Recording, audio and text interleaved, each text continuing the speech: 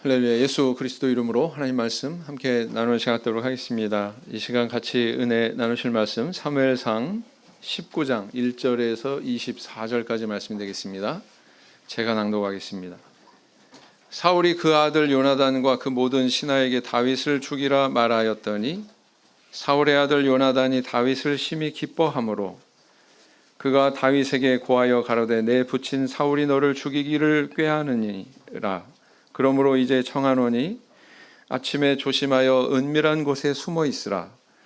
내가 나가서 너 있는 들에서 내 부친 곁에 서서 내 일을 내 부친과 말하다가 무엇을 보거든 내게 알게 하리라 하고, 요나단이 그 아비 사울에게 다윗을 포장하여 가로되 원컨대 왕은 신하 다윗에게 범죄치 마옵소서. 그는 왕께 득죄하지 아니하였고 그가 왕께 행한 일은 심히 선함이니이다. 그가 자기 생명을 아끼지 아니하고 블레셋 사람을 죽였고 여호와께서는 온 이스라엘을 위하여 큰 구원을 이루셨으므로 왕이 이를 보고 기뻐하셨거늘 어찌 무고히 다윗을 죽여 무죄한 피를 흘려 범죄하려 하시나이까. 사울이 요나단의 말을 듣고 맹세하되 여호와께서 사시거니와 그가 죽임을 당치 아니하리라. 요나단이 다윗을 불러 그 모든 일을 알게 하고 그를 사울에게로 인도하니 그가 사울 앞에 여전히 있으니라.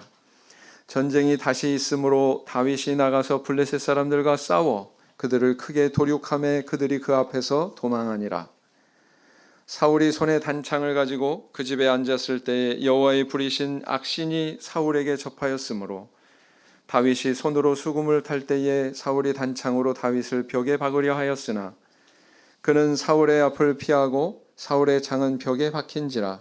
다윗이 그 밤에 도피하매 사울이 사자들을 다윗의 집에 보내어 그를 지키다가 아침에 그를 죽이게 하려 한지라. 다윗의 아내 미갈이 다윗에게 일러 가로되 당신이 이 밤에 당신의 생명을 구하지 아니하면 내일에는 죽임을 당하리라 하고, 미갈이 다윗을 창에서 달아 내리우매 그가 도망하여 피하니라. 미갈이 우상을 취하여 침상에 뉘고 염소털로 엮은 것을 그 머리에 씌우고 의복으로 그것을 덮었더니 사울이 사자들을 보내어 다윗을 잡으려 하매 미갈이 가로되 그가 병들었느니라. 사울이 또 사자들을 보내어 다윗을 보라 하며 이르되 그를 침상채 내게로 가져오라. 내가 그를 죽이리라. 사자들이 들어가 본즉 침상에 우상이 있고 염소털로 엮은 것이 그 머리에 있었더라. 사울이 미갈에게 이르되 너는 어찌하여 이처럼 나를 속여 내 대적을 놓아 피하게 하였느냐? 미갈이 사울에게 대답하되 그가 내게 이르기를 나를 놓아 가게 하라. 어찌하여 나로 너를 죽이게 하겠느냐 하더이다 하니라. 다윗이 도피하여 라마로 가서 사무엘에게로 나아가서 사울이 자기에게 행한 일을 다 고하였고 다윗과 사무엘이 나요스로 가서 거하였더라. 혹이 사울에게 고하여 가로되 다윗이 라마 나요스에 있도이다 하매 사울이 다윗을 잡으려 사자들을 보내었더니 그들이 선지자 무리에 예언하는 것과 사무엘이 그들의 수령으로 선 것을 볼 때에 하나님의 신이 사울의 사자들에게 임하매 그들도 예언을 한지라. 혹이 그것을 사울에게 고하매 사울이 다른 사자들을 보내었더니 그들도 예언을 한 고로 사울이 세 번째 다시 사자들을 보내었더니 그들도 예언을 한지라. 이에 사울도 라마로 가서 세구에 있는 큰 우물에 이르러 물어 가로되 사무엘과 다윗이 어디 있느냐? 혹이 가로되 라마 나요스에 있나이다. 사울이 라마 나요스로 가니라. 하나님의 신이 그에게도 임하시니 그가 라마 나요스에 이르기까지 행하여 예언을 하였으며 그가 또 그 옷을 벗고 사무엘 앞에서 예언을 하며 종일 종야에 벌거벗은 몸으로 누웠었더라. 그러므로 속담에 이르기를 사울도 선지자 중에 있느냐 하니라. 지문이 굉장히 길었죠? 반지의 제왕이라고 하는 그런 영화를 아마 우리 청년들은 더 익숙하게 알고 있을 것입니다. 사실은 근데 이것이 세 편의 영화로 만들어지기 전에 이 소설로 존재했죠. 문학 작품으로 굉장히 유명한 그런 소설인데 영국의 그 존 로널드 톨킨이라고 하는 작가가 쓴 그런 소설입니다. 이게 얼마나 유명하냐면은 금세기 최고의 환타지 영화 이 반지의 제왕이라고 일컫고요. 그 다음에 또 이 소설은 1억 5천만 부가 팔렸답니다. 뿐만 아니라 옥스퍼드 사전에도 이 소설과 관련된 그런 그 단어들이 등록이 될 정도로 굉장히 유명한 그런 소설이거든요. 그 내용을 보면은 이 악마가 만든 그런 절대 반지를 둘러싸고서 선의 세력과 악의 세력이 이렇게 대결하는 그런 내용입니다. 그 두 세력이 대결하는 과정에서 이 사람들 마음속에 있는 어떤 사랑과 우정, 그리고 또 어떤 정의, 의지, 그 다음에 고난과 승리, 이런 가치들이 아주 역동적으로 이렇게 그려지고 있죠. 그래서 우리에게 아주 큰 감동과 교훈을 선사하고 있습니다. 그런데 이제 우리는 또 성경 안에 보면 이 톨킨의 그런 이 판타지 소설과도 같은 선과 악의 세력이 이렇게 대결하는 그런 모습들을 우리는 발견하게 되죠. 네. 우리 성도님들 잘 알고 계시는 모세가 바로 왕하고 대결하면서 이스라엘 백성들을 신의 광야로 이끄는 그런 내용이라든가, 뭐 헤아릴 수 없이 많죠. 뭐 모르드게와 뭐 하만 장군의 이야기라든가, 네. 이런 것들을 보면 우리는 이 반지의 제왕 못지않은 그런 감동과 그런 교훈을 받게 된다라는 것입니다. 둘 사이에 중요한 차이점이 있다면 뭘까요? 이거는 소설이고 이거는 어떻습니까? 실제하는 현실이었다는 거죠. 네, 실제하는 현실이었다는 것입니다. 우리가 분명히 알아야 될 것은 이 성경이 우리에게 교훈해주고 가르쳐주고 있는 여러 가지 내용 가운데 이 성도를 위협하는 악의 세력이 분명히 존재하고 있다는 사실입니다. 그것을 너희들은 알아라. 이런 의미에서 성경 말씀을 통해서 또 우리에게 여러 가지 이야기들을 전달하고 있는 거죠. 그래서 이제 오늘날 우리들도 처할 수 있는 이런 실제 상황, 실전입니다. 이건 소설이 아니에요. 악의 세력이 있다. 이 사실에 대해서 계시록에서는 이렇게 표현을 하고 있습니다. 계시록 12장 14절 말씀을 보시겠습니다. 계시록 12장 14절.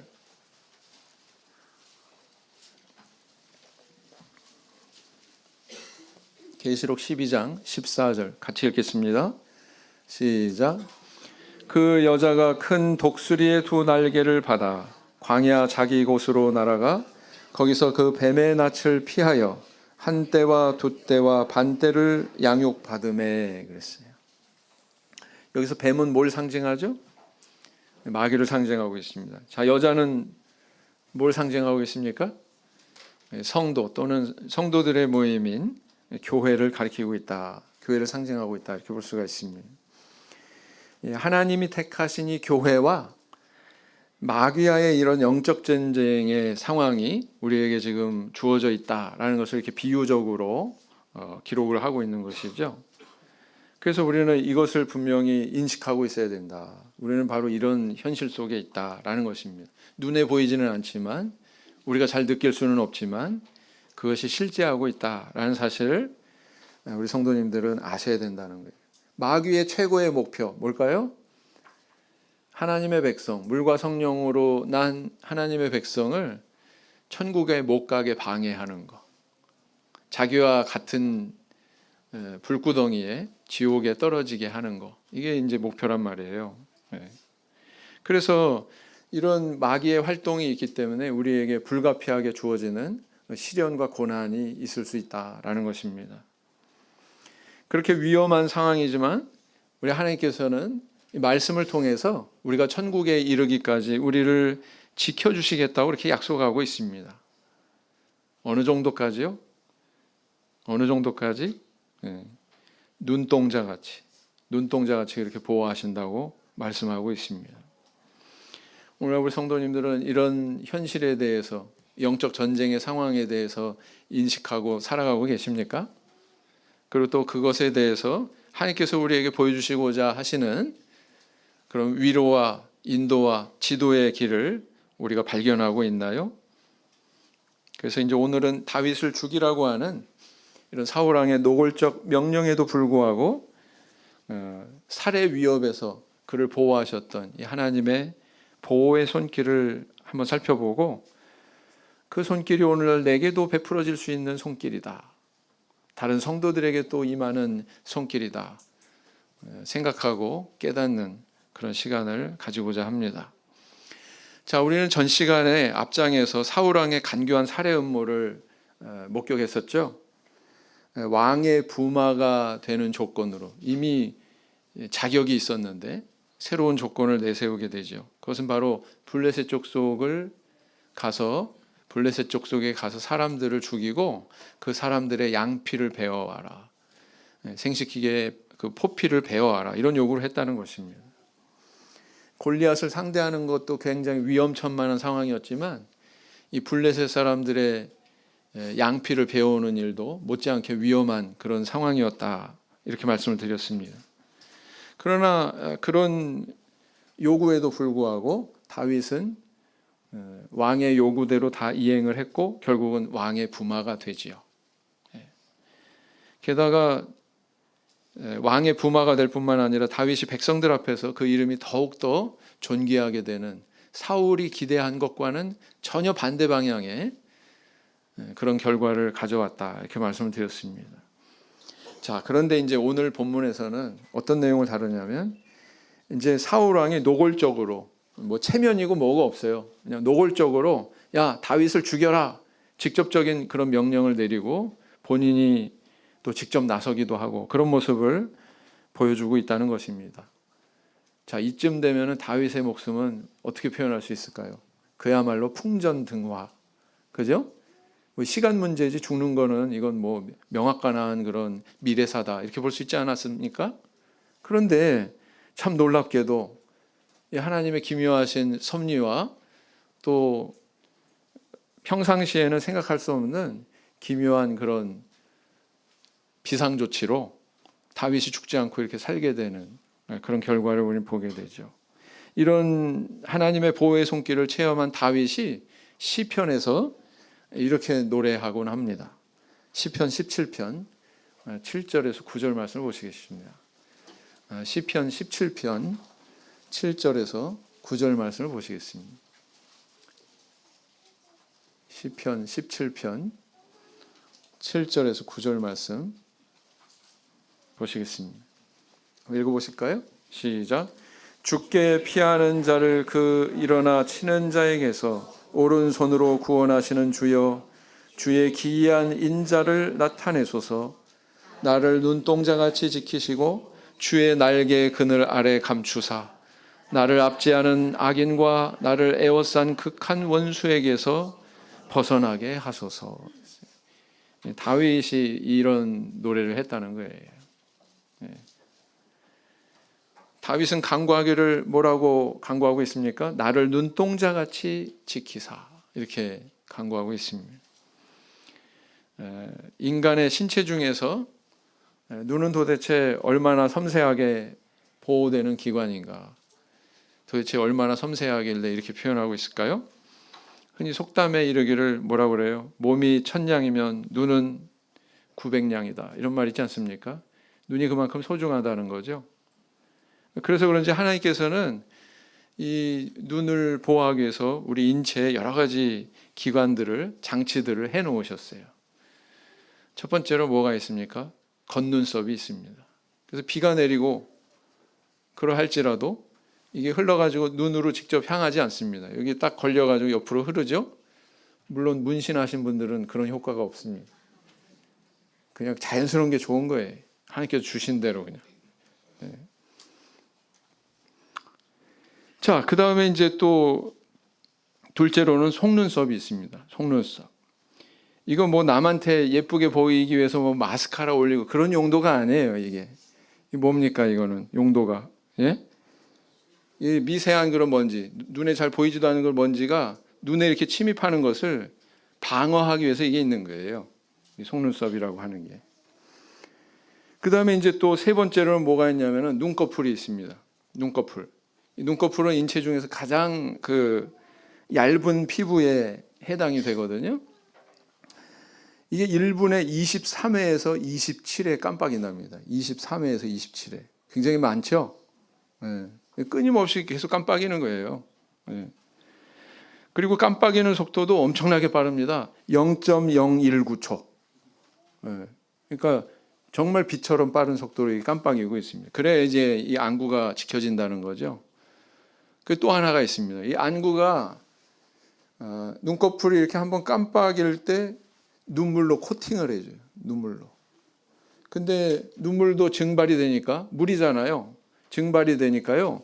요 밑에는 뭐가 있냐면은 지방이 있어요. 지방이. 기름이 있습니다. 그래서 기름으로 한 번 더 코팅을 해줘요. 대단하죠? 예, 이 작은 눈에 그렇게 섬세하게 여러 가지 그 눈이 무사할 수 있도록 손상되지 않을 수 있도록 이렇게 많은 기관과 장치들이 있구나라는 게 참 놀라울 뿐입니다. 야, 하나님께서 이렇게 우리를 만드셨어요. 이런 사실을 볼 때 이 하나님께서 이 성도를 눈동자처럼 이렇게 보호해 주신다. 다윗이 이렇게 간구하고 있다라는 것이 우리 예사로 이제 보여지지가 않죠. 뭐냐면 하나님이 그런 섬세하신 손길로 우리의 생명을, 우리의 영적인 그런 영원한 생명을 지키고 계시다라는 것을 우리에게 이야기하고 있기 때문입니다. 자, 그래서 이렇게 다윗의 간구처럼 하나님은 이 사울의 살해 명령에도 불구하고 오늘 본문에서 보시는 것처럼 그는 죽지 않습니다. 무사하게 되죠. 도대체 어떻게 하나님께서는 그 섬세하신 구원의 손길을 다윗에게 베푸셨나요? 어떤 부분에서 그것이 발견이 됩니까? 첫째는 뭐냐면 친구의 우정으로 보호하고 있는 것을 우리는 보게 됩니다. 무엇으로 보호하셨다고요? 친구의 우정으로 보호하고 계십니다. 19장 2절을 보시면 그가 다윗에게 고하여 가라되, 그가 누구예요? 그가 누굽니까? 요나단. 다윗에게 고하여 가라되 내 부친 사울이 너를 죽이기를 꾀하시느니라. 그러므로 이제 청하노니 아침에 조심하여 은밀한 곳에 숨어 있으라 그랬습니다. 자, 다윗을 죽이라는 명령을 엿들은 요나단은 신분이 뭐예요? 왕자입니다. 누구 아들이에요? 사울 왕의 아들입니다. 그런데 사울 왕의 아들이 다윗에게 이것을 알려주죠. 야, 특별히 아침에 조심해라. 아침에. 네. 그 살해의 시도가 언제 이루어질 것이다 라고 하는 걸 자세한 것까지도 이렇게 전달을 하고 있습니다. 뿐만 아니라 그는 여기서 그치지 않고 왕 앞에 나아가요. 자기 아버지 사울왕 앞에 나아가서 간언을 하게 되죠. 네. 아버지 뜻이 의롭지 못하다고 서슴없이 직언을 하는 모습을 우리 보게 됩니다. 5절을 보세요. 그가 자기 생명을 아끼지 아니하고 블레셋 사람을 죽였고 여호와께서는 온 이스라엘 위하여 큰 구원을 이루셨으므로 왕이 이를 보고 기뻐하셨거늘 어찌 무고히 다윗을 죽여 무죄한 피를 흘려 범죄하려 하시나이까. 왕은 참 무서운 존재인데 내 목숨이 날아갈 수도 있잖아요. 그죠? 그런데 왕 앞에 막 직언을 막 하고 간언을 하는 그런 요나단 왕자의 모습을 보게 되죠. 자, 이처럼 다윗을 보호한 것은 칼도 아니고 방패도 아니고 바로 무엇이었냐면은 이 요나단 왕자의 다윗에 대한 사랑과 우정으로 이루어졌다라는 것을 보게 되죠. 우리 속담에 팔은 안으로 굽는다 이런 말이 있습니다. 무슨 말이에요? 나랑 피를 나눈 가족들, 일가 친척에 대해서 더 호의를 베풀고 그들에게 관심을 두고 그들이 유익을 얻도록 그렇게 내가 움직이지 어떤 의사결정을 하지 남들 위해서 잘 안 한단 말이에요. 그렇지 않습니까? 다시 짚어보지만 요나단은 사울왕의 아들이었습니다. 네. 그럼에도 불구하고 이 아버지의 불의함에 대해서 동조하지 않고 다윗을 보호하는 그 근본적인 뿌리가 뭐였어요? 다윗에 대한 사랑과 우정이었다라는 것입니다. 야, 이렇게 사람의 마음속에 있는 아름다운 그런 감정이나 성품이라고 하는 것이 이런 힘이 있구나라는 거 알 수 있어요, 없어요? 그래서 우리 안에 하나님께서 감춰 놓으신 하나님의 형상, 그러니까 하나님의 형상으로부터 나오는 이런 아름다운 우리의 성품이나 덕을 우리는 잘 갈고 닦으면서 살아야 된다. 그게 우리 하나님께서 우리에게 바라시는 바다라는 것을 기억해야 됩니다.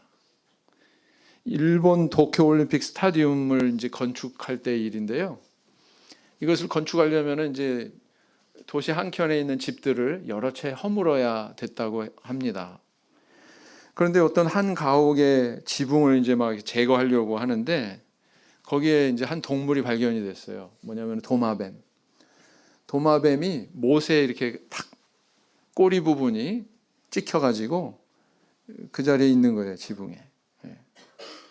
근데 하루가 지나고 이틀이 지나고 이제 옆에서는 막 공사가 막 벌어지고 있죠. 아무리 봐도 도마뱀이 죽지 않더라는 거예요. 신기하다. 그 집주인한테 이 인부들이 물어봤답니다. 도대체 도마뱀 언제 이곳에 이렇게 못이 박힌 겁니까? 그거 제가 박은 건데요. 한 3년쯤 됐습니다. 3년쯤 됐습니다. 네? 3년이요? 어떻게 그럴 수 있지? 굉장히 의문이 들었어요. 그래서 이제 인부들이 일손을 멈추고 잠깐 관찰을 하게 됐습니다. 한참 지켜보는데 다른 도마뱀 한 마리가 이 도마뱀이 가까이 다가오더니 그 입에다가 자기가 물어온 먹이를 주더라는 거예요. 몇 년 동안 했을까요?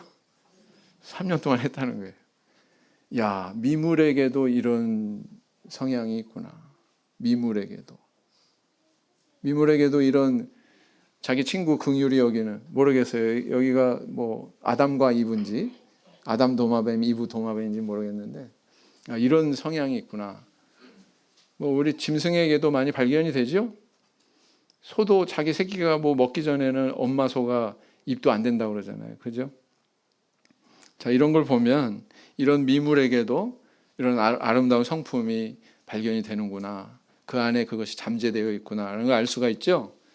근데 우리 하물며 우리는 하나님 믿는 신앙인들인데 우리 안에 감추어져 있는 그런 아름다운 하나님의 형상을 드러내는 것이 마땅치 않겠습니까? 그래서 다른 교우들과 또 교회 밖에 또 다른 우리의 사랑이 필요한 많은 자들에게 베풀고 보듬고 같이 그 사랑을 나누는, 우정을 나누는 그런 관계를 많이 가지시기 바랍니다. 네. 우리 청주교회도 지나갔던, 청주교회에서 맨 처음에 신앙생활을 아마 결혼하고서 여기서 이제 둥지를 틀고서 시작을 했었죠. 우리 최은호 형제라고 김양숙 자매 둘 부부가 있습니다. 사실은 이제 청주에서 굉장히 어려운 시기에, 영적으로 굉장히 어려운 시기에 시련을 겪은 가족이죠. 교회를 건축하고 하는 과정에서 굉장히 좀 무리한 그런 상황들이 벌어졌었습니다. 이 부부가 굉장히 이곳저곳으로 거주지를 옮기면서 다녔어요. 제가 인천에 거주할 때도 거기 다니기도 했는데 저 인천 끝에 검단에서 이 교회까지 정반대 방향입니다. 그래서 이제 그 신앙을 저희들이 지켜주기 위해서 신도들이 막 차도 이렇게 운행해 주기도 하고 그래서 굉장히 애를 썼습니다. 근데 워낙 이 부부 활동 반경이 넓어요. 어느 날 보면 캐나다가 있고, 뭐 형제 같으면 어느 날 뭐 이스라엘가 있고, 터키가 있고, 뭐 독일가 있고, 막 그렇습니다. 이제 캐나다 갔을 때에 굉장히 좀 어려웠던 것 같아요. 처음에 갔을 때. 그래가지고 어떻게 됐느냐? 또 우리 한국은요 이민 사회가 교회가 굉장히 많은 도움을 주는 그런 여건에 있거든요.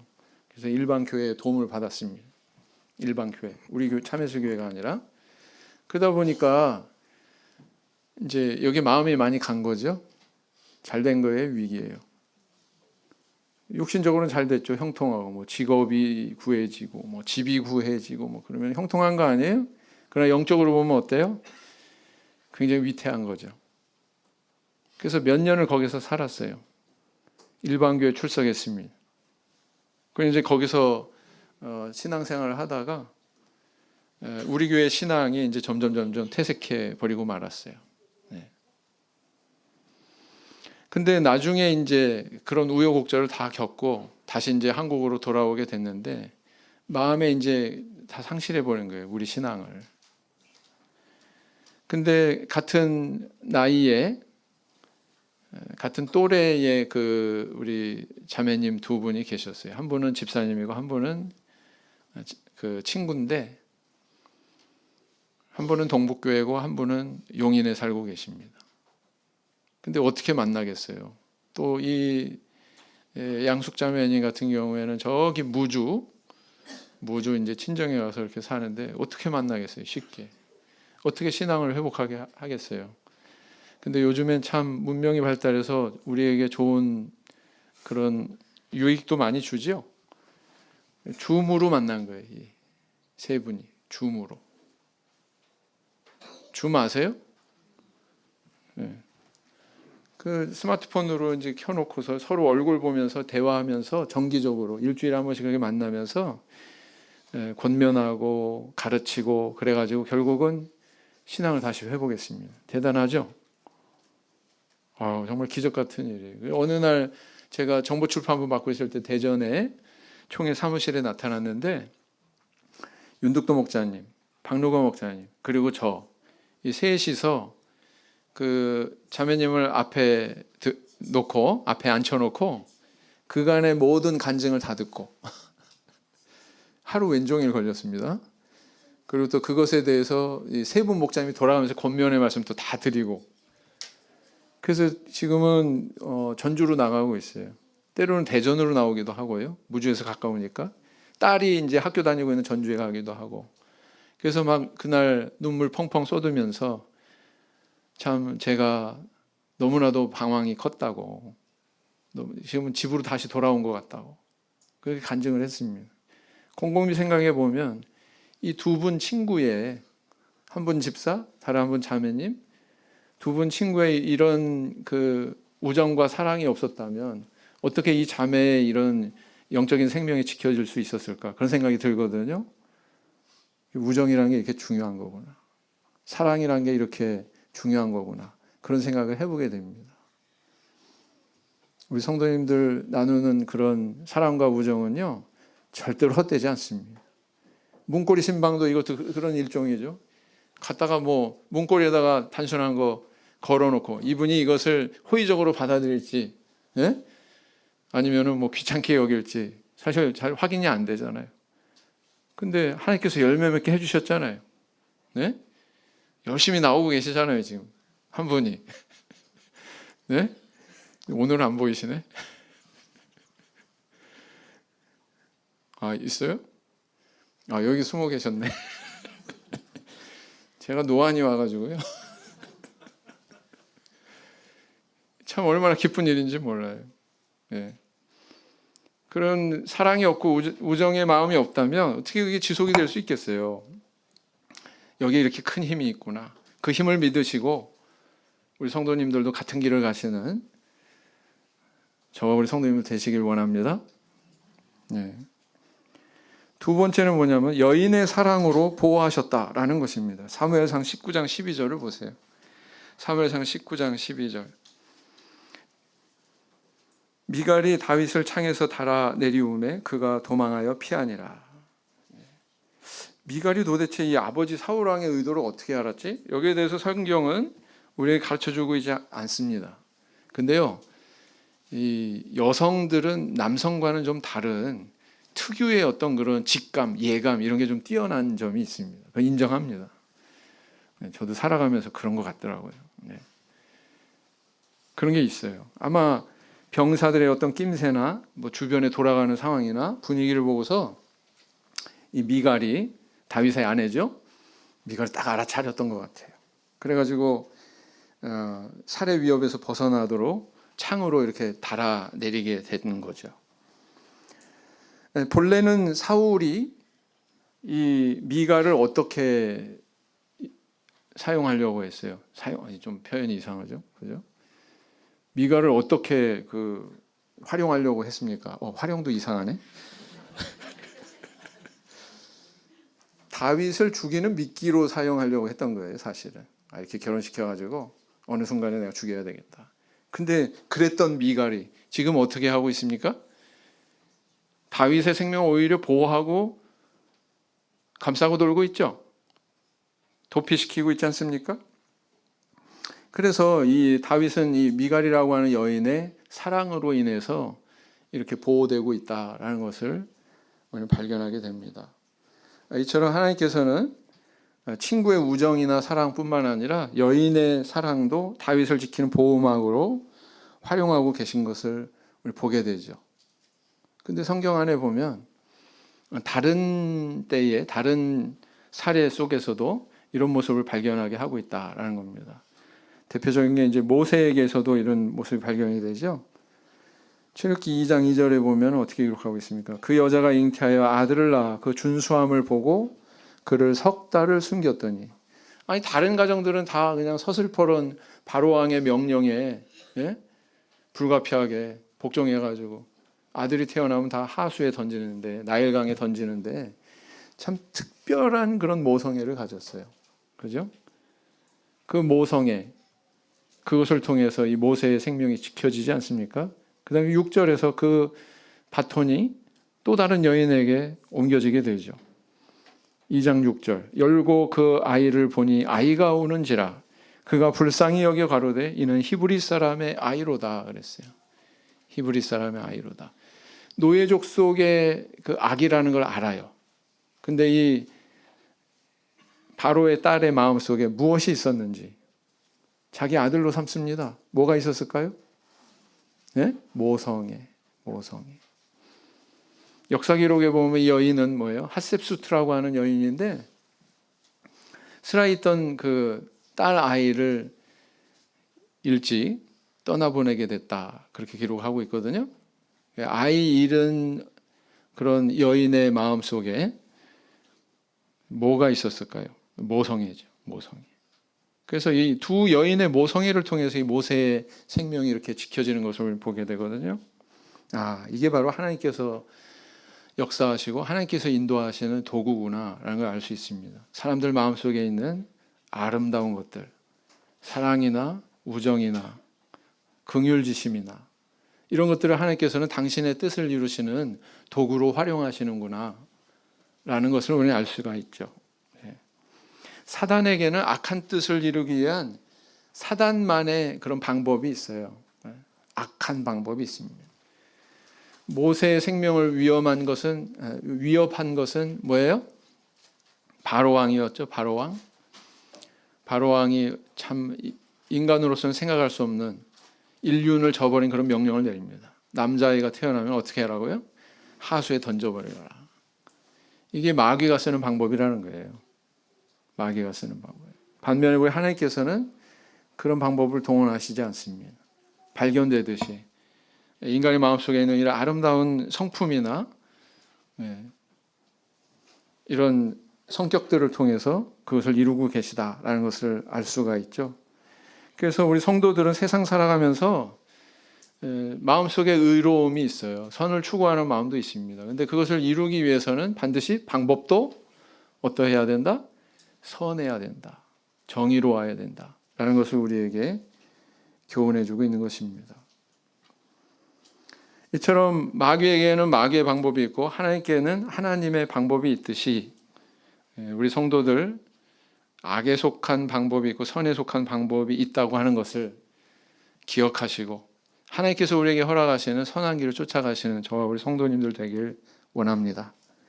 자, 세 번째는 뭐예요? 세 번째는 뭘로 보호하셨어요? 하나님의 비상 조치로 보호하시는 것을 보게 됩니다. 자, 본문 말씀으로 돌아가셔서 19장 18절을 보시면 어떻게 기록하고 있습니까? 다윗이 도피하여 라마로 가서 사무엘에게로 나아가서 사울이 자기에게 행한 일을 다 고하였고 다윗과 사무엘이 나요스로 가서 거하였더라 그랬어요. 요나단과 미갈의 이런 손길을 통해서 하나님은 다윗을 보호하셨지만 이것을 다시금 또 다윗을 죽이려고 하는 사울왕의 추격도 역시 집요했습니다. 사울왕은 다윗의 일거수일투족을 다 파악하고 있었던 것 같아요. 마치 다윗의 몸에 GPS를 심어놓은 것처럼. 19절에 뭐라고 기록하고 있습니까? 혹이 사울에게 고하여 가로되 다윗이 라마 나요세 있더이다 하매 그랬죠. 지금만 뭐 이런 정보를 알 수 있는 게 아니고 옛날에 왕은 참 이 정보에도 밝았구나, 그럴 여건이 없구나라는 것을 우리한테 보여주고 있는 그런 구절이죠. 자, 이런 사울의 위협을 피해서 다윗이 선택한 도피처는 어디였습니까? 피난처는 어디였죠? 사무엘 선지자가 거하던 지명 라마 나요시였습니다. 왜 거기로 가고자 했을까요? 자기에게 기름 부은 자가 바로 누구였어요? 사무엘 선지자. 아마 다윗은 마음속으로 고민이 됐을 거예요. 분명히 사무엘 선지자가 나에게 기름을 부어주었는데 내가 이렇게 위기에 처한 것 사무엘 선지자가 또 보호해 줄 수 있지 않을까? 더 근본적으로 하나님께서 나를 보호해 주실 수 있는 유일한 길이 아닐까? 아마 그렇게 생각하지 않았을까요? 외국으로 망명하지 않았어요. 다른 어디로 가지 않았습니다. 하나님의 선지자가 있는 라마 나요스로 갔습니다. 이것은 오늘날 우리에게 뭘 교훈하고 있습니까? 우리 성도님들 어떤 위기의 상황, 위급한 상황에 처하면 마음이 어디로 향하고 계세요? 처음부터 하나님께 향하는 사람 덜어 있지만 꼭 그렇지만은 않은 것 같아요. 때로는 재력이 있으면 뭐예요? 그걸로 어떻게 좀 해보려고 자기 재력을 믿고, 자기 권력이 있으면 그걸로 뭐 좀 어떻게 해보려고, 그래도 안 되는 게 인간사다라는 것을 깨닫는 순간 비로소 이제 하나님께 시선이 향하는 거죠. 그렇습니다. 자, 그래서 이제 라마 나요스로 간 이 다윗의 선택을 보면 그가 하나님을 의지하려고 하는 그런 마음이 컸구나 라는 것을 알 수가 있습니다. 근데 사울이 다윗의 거취를 알고 말았죠. 그래서 상황이 어떻게 됐습니까? 다윗이 이 사무엘의 집에서 질질 끌려 나와가지고 사람들한테 목베임 당했습니까? 아니요, 그러지 않았어요. 참 신비한 일이 일어났습니다. 사울 왕이 파송한 3번에 걸쳐서 파송한 자객들이, 사자들이 모두 갑자기 예언을 하면서 자기들의 임무를 수행하지 않게 되는 그런 상황이 벌어진 거죠. 뿐만 아니라 또 최후로 쫓아간 사울 왕에게도 같은 일이 벌어졌다는 것입니다. 여기서 예언은 뭐 미래사를 예언하는 게 아니고 주석서에 보니까 그렇게 나와 있어요. 이거는 미래사를 예언하는 뜻의 그런 예언이 아니고 어떻게 보는 것이 가하냐면 영의 충만이 그렇게 감동이 돼가지고 찬송을 했다는 거예요. 찬송을. 바로 그것을 기록을 하고 있습니다. 24절을 보니까 그가 또 그 옷을 벗고 사무엘 앞에서 예언을 하며 종일 종야에 벌거벗은 몸으로 누웠었더라. 그러므로 속담에 이르기를 사울도 선지자 중에 있느냐 하니라 그랬어요. 사울이 다윗을 추격하다가 갑자기 당한 참 이상한 그런 불가항력적인 하나님의 특별한 개입에 의해서 일어난 일이죠. 이 일로 인해서 속담이 생길 정도가 됐다는 거예요. 속담이. 사울도 선지자 중에 있느냐? 이게 어떤 의미의 속담일까요? 이 속담의 뜻은 뭐냐면 평상시와는 전혀 어울리지 않는 다른 모습을 보인 사람에 대해서 비아냥거릴 때 사울도 선지자 중에 있느냐? 사울이 선지자가 아니잖아요. 그런데도 이런 모습을 보인 거에 대해서 평상시와 전혀 다른 모습을 보인 사람 앞에서 이런 속담을 쓸 그런 상황이 벌어지게 된 거죠. 여기서 우리는 뭘 알 수 있습니까? 하나님은 요나단의 사랑과 우정을 통해서 보호하시고 또 미갈이라고 하는 여인의 사랑을 통해서도 다윗을 보호하셨지만 이렇게 불가항력적으로 위협이 되는 그런 상황에서는 하나님께서 특별한 조치를 통해서도 이렇게 보호하고 계시구나라는 걸 알 수 있어요? 없어요? 네, 있습니다. 하나님께서 이렇게까지 보호하시는구나. 그러나 이 성경에 이 다윗의 사례만 이렇게 기록하고 있는 건 아니에요. 아브라함이 하나님께 이미 약속을 받았어요. 명년 이맘때 너한테 아들이 있으리라. 근데 옛날에 애굽에 내려갔던 것과 똑같은 그런 위기 상황이 벌어지죠. 그랄 땅에서 아비멜렉이 이삭의 아내를, 아브라함의 아내를 취하려고 합니다. 근데 하나님께서 직접 개입하시죠. 하나님께서 직접 개입하셔가지고 그 아비멜렉의 집에 태를 막아버리십니다. 이건 어떻게 설명할 수가 없어요. 하나님께서 그렇게 하신 거예요. 왜요? 하나님께서 뜻하시는 바를 이루셔야 되기 때문에. 아브라함을 통해서 이삭을 낳게 한다고 하는 약속을 이미 주셨기 때문에. 그렇죠? 만약에 기름 부음 받은 이 다윗이 죽는다면 사무엘 선지자를 명령해서 그에게 기름 부은 그 하나님의 약속은 어떻게 되는 겁니까? 그냥 무산되는 거잖아요. 무너져 버리는 거잖아요. 그렇지 않습니까? 그럴 일은 없다는 거죠. 이것을 우리가 조금 응용해 보면 오늘날 우리에게도 하나님께서 약속을 주셨습니다. 약속의 증거를 우리한테 또 주셨어요. 뭘 주셨어요? 야, 내가 너 하나님의 자녀 삼아주고 내 자녀 삼아주고 너 천국 백성으로 삼을 거야. 궁극적으로는 너 천국으로 인도할 거야. 이 약속으로 우리에게 뭘 부어주셨습니까? 성령을 부어주셨잖아요. 그렇죠? 네. 우리가 이것을 적극적으로 거부하고 여기에 등 돌리지 않는 이상 하나님께서는 이 약속을 반드시 이루십니다. 이루실까요? 안 이루실까요? 이루신다고 믿으시니까 다 이 자리에 앉아 있으시잖아요.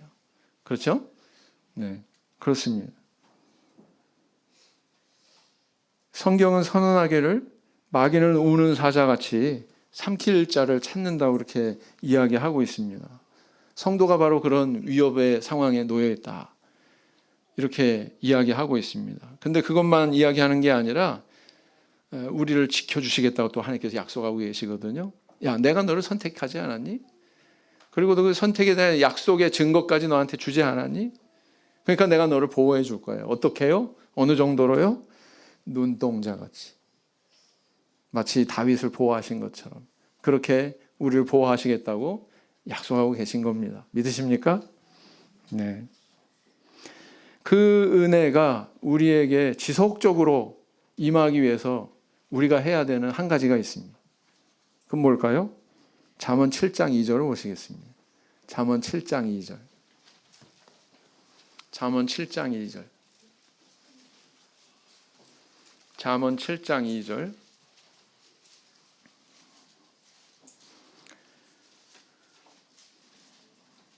같이 읽겠습니다. 시작. 내 명령을 지켜서 살며 내 법을 내 눈동자처럼 지키라. 하나님께서 우리를 눈동자처럼 지키신다고 하는 표현도 있지만 성경에 보니까 하나님께서 우리한테 권면하게 하시기를 하나님의 법을 어떻게 지키라고요? 눈동자 지키는 것처럼 지켜라. 이렇게 명령하고 계시다는 것입니다. 그렇죠? 그래서 우리가 이런 노력이 있을 때 하나님의 그런 보호의 손길이 우리에게 임할 수 있다라는 것입니다. 2014년 어느 날 경기도에서 신앙생활을 하던 한 자매님의 남편이 갑자기 등이 아프다고 막 고통을 호소했어요. 한의원에 갔습니다. 거기서 처방을 받았지만 통증은 계속됐습니다. 그래서 이제 점점 심해져 가지고 침대에서 일어나기도 힘든 그런 상태가 됐어요. 그래가지고 이제 이대로 있으면 안 되겠다. 정형외과를 갔습니다. 정형외과 의사, 동네에 있는 정형외과에 간 거죠. 정형외과 의사가 혹시 이게 큰 병인지 모르니까 좀 큰 병원에 가보시라고 그렇게 이야기를 하더랍니다.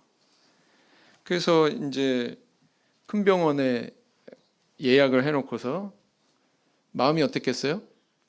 불안했겠죠. 네. 그래서 이제 저녁밥을 먹은 다음에 이 두 분이서 같이 기도를 한 거예요. 하나님 앞에. 막 열심히 기도를 하는데 성령으로 열심히 기도하는데 갑자기 아내가 기도가 충만해지면서 벌떡 일어났습니다. 그리고 남편한테 안수가 가더라는 거예요. 네. 병으로 인해 걱정하지 말고 평안할지어다. 평안할지어다. 또 앉았대요. 또 막 기도하다가 또 갑자기 감동이 돼가지고 벌떡 일어나가지고 또 남편한테 가서 또 안수가 되더래요. 평안할지어다, 평안할지어다. 이 4번 있었답니다. 이런 현상이. 하고 나니까 도대체 내가 성현이만한 아동반도 아니고 내가 왜 안수를 하나. 아동반들 안수 잘하죠, 그죠? 네. 목사님 따라다니면서 이상했다는 거예요. 아, 근데 이게 하나님께서 하신 일이구나라는 것을 곧 깨닫게 됐다는 것입니다. 왜냐하면은 이제 병원에 가서 이제 검사를 했잖아요. 근데 그 크다고 하는 병원인데도 그 병원에서 이렇게 저렇게 검사를 하더니 와, 이거 뭐 척추가 지금 문제가 있는데요. 네? 굉장히 좀 위중한데요. 지금 척추뼈가 골절이 됐고 금이 가가지고 이게 지금 통증이 그래서 오는 겁니다. 근데 이게 암일 수가 있습니다. 암일 수가 있어요. 그래서 암이 지금 척추를 녹이고 있는 상황인 것 같습니다. 이렇게 얘기를 한 거예요. 근데 이 자매님은 그 이야기를 듣고 암이 아닐 수도 있잖아요. 이렇게 얘기했대요. 그 마음이 편안하더랍니다. 남편을 봐도 그냥 마음이 편안하더래요. 집에 와서 밥을 먹었답니다. 이런 상황에서 밥이 들어가요, 안 들어가요? 밥 한 그릇을 뚝딱 다 먹었대요. 그걸 다 먹고 나서 숟가락 넣고 내가 참 이상하다. 어떻게 이럴 수 있지? 근데 이렇게 평안하더래요. 걱정이 안 되더랍니다. 그래서 이제 그 큰 병원이라고 하는 데서 또 권고를 해서 이제 대학병원을 간 거예요. 정밀 검사하기 위해서. 네. 그래서 보니까 이게 병명이 뭐로 나왔냐면은 다발성 공수종이라고 하는 그런 병명이 나왔어요. 의사가 하는 말이 이건 천우신조입니다. 하늘이 덥고 귀신이 도운 겁니다. 우리 신도가 한 얘기 아니에요? 불신자 의사가 한 말이에요.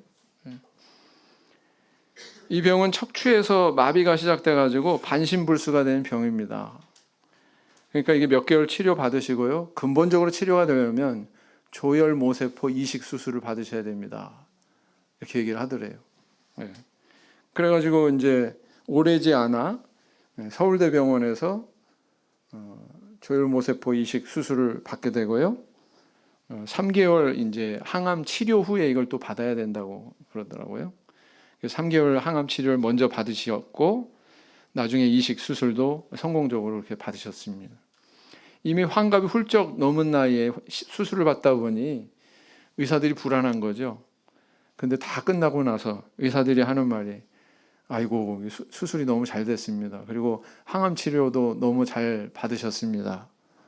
네, 이렇게 이 연세에 이렇게 열도 안 나고 부작용도 없고 이렇게 잘 된 사례가 사실 거의 없거든요. 이렇게 얘기를 하더래요.